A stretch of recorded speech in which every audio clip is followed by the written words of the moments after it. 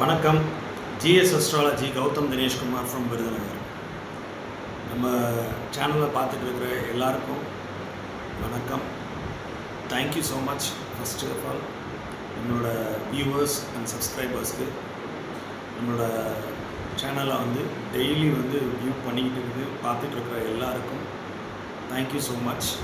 இந்த சேனலை நிறையா ஷேர் பண்ணுங்கள், கமெண்ட் பண்ணுங்கள், லைக் பண்ணுங்கள், நிறைய ரீச் பண்ணுங்கள். ஜோதிடம் தெரியாதவங்களுக்கு ஒரு அவேர்னஸாகவும் இருக்கும். உங்களுக்கு அட்லீஸ்ட் உங்கள் ஜாதகத்தில் ஏதாவது ஒன்று ரெண்டு விஷயங்களே எடுத்து பார்த்து நீங்கள் சில விஷயங்களை உங்களால் தெரிஞ்சுக்க முடியும். சரிங்களா? பார்க்க தான் வரும். சரியா? ஓகே, இன்றைக்கி நம்ம என்ன தலைப்பு பார்க்கலாம் அப்படின்னா, பாவத்தன்மை அடைந்த சுக்கிரன். சரிங்களா? பாவத்தன்மை அடைந்த சுக்கிரன்னா என்ன அர்த்தம்? பாவிகளோட கூடி நிற்கிற சுக்கிரன்.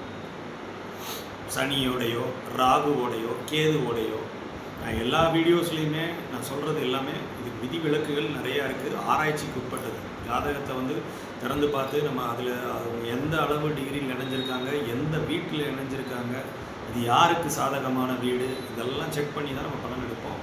பொதுப்படையாக சுக்கிரன் கெட்டால் அப்படின்னா என்ன நடக்கும்? சனியோடையோ ராகுவோடையோ கேதுவோடையோ சூரியனோட க்ளோஸாக போய் அஸ்தங்கவனம் ஆகிட்டாரு அப்படின்னா சுக்கிரன் அங்கே இல்லை அப்படின்னு தான் அர்த்தம். சுக்கிரன் அங்கே வேலை செய்கிறதுக்கு ஒன்றும் இல்லை, சூரியன் தான் அதை எடுத்து செய்வார். ராகு கேதுவோட கூடி நின்னாலும் அங்கே சுக்கிரன் ஃபுல் சரண்டர் அப்படின்னு தான் எடுத்துக்கணும்.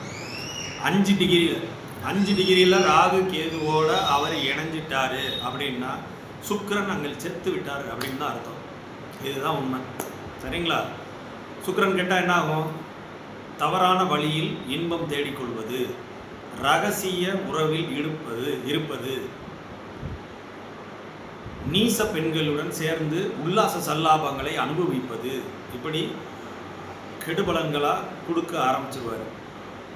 சுக்கிரன் இந்த பாவகிரகங்களோட சேரும்போது என்ன ஆவார்? அவர் கெட்டு இந்த பாவகிரகங்களை சுபத்துவப்படுத்துவார். சரிங்களா? ராகுவோ கேதுவோ சனியோ அவங்க சுபத்துவவாங்க, சுக்கிரன் அங்கே சுத்தமாக கெட்டு போயிடுவார். அப்போ ராகு தசையோ கேது தசையோ சனி தசையோ வந்தால் பிரமாதமாக இருக்கும். ஆனால் சுக்கிர தசை வந்துச்சுன்னா மாட்டிவிடும். ஸோ சுக்கிரன் எந்த கிரகமுமே ரொம்ப க்ளோஸாக கன்ஜெக்ட் ஆகக்கூடாது.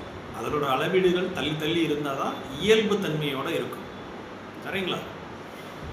ஸோ இதை குரு பார்த்துட்டாரு அப்படின்னா நிவர்த்தி. இல்லை வளர்பிறை சந்திரன், தேய்பிறை சந்திரன் இல்லை, வளர்பிறை சந்திரன், குருவும் பங்கப்படாத குரு, இதை பார்க்கும்போது சற்று பலன்கள் மாறுபடும். சரிங்களா?